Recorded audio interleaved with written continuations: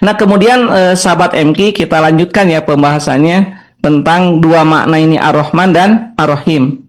Bagaimanakah perbandingan antara Rahman Allah di dunia dan Rahim Allah nanti di akhirat?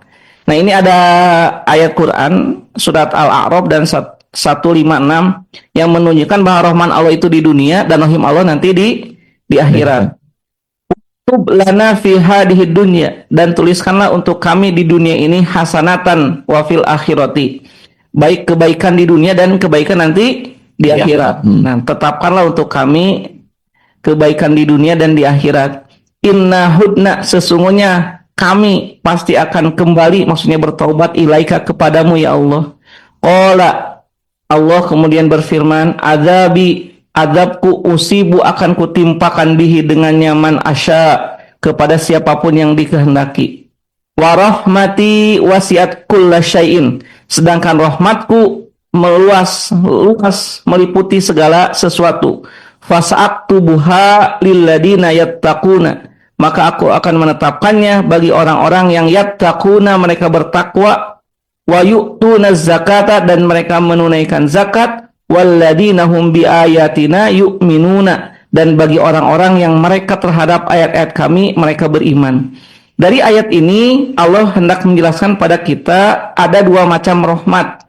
Satu, ada yang rahmatnya itu wasiat kulla syai'in, kepada seluruh makhluk yang ada di dunia. Yang kedua, lilladina yattaquna, ada rahmat yang hanya khusus Allah berikan kepada orang-orang yang bertakwa saja. Dan jadi yang seperti tadi Rahman dan Rahim. Nah, ini dijelaskan makna Rahman Rahim ini dalam surah Al-A'raf 156. Bahkan di dalam hadis riwayat Imam Muslim ya, ini yang luar biasa dahsyat sekali tentang gambaran Rahman Allah.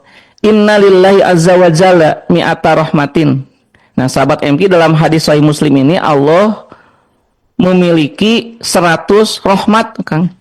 Jadi Allah itu punya berapa? 100 rahmat, mi'ata rahmat. Faminha rahmatun yatarahamu bihal khalqu wa bihat ta'attafu al-wuhushu ala auladiha wa akharu tis'atan wa tis'ina ila yaumil qiyamah. Nah, dari 100 rahmat ini ya, kesimpulannya nih dari hadis ini, Allah hanya menurunkan 1 rahmat di dunia.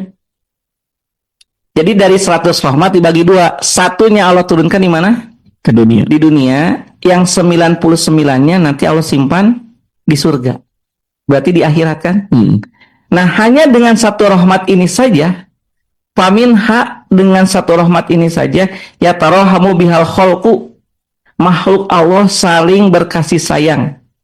Wa biha ta'attaful wuhushu, bahkan binatang buas menyayangi ala auladiha, atas anaknya.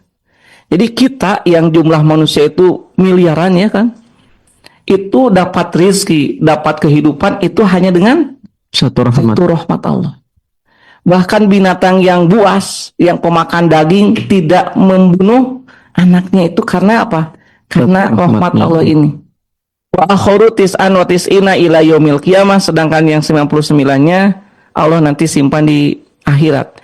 Jadi sahabat MQ, bayangkan ya, baru dengan 1 rahmat Allah saja yang Allah turunkan ke dunia, kita begitu betah di dunia.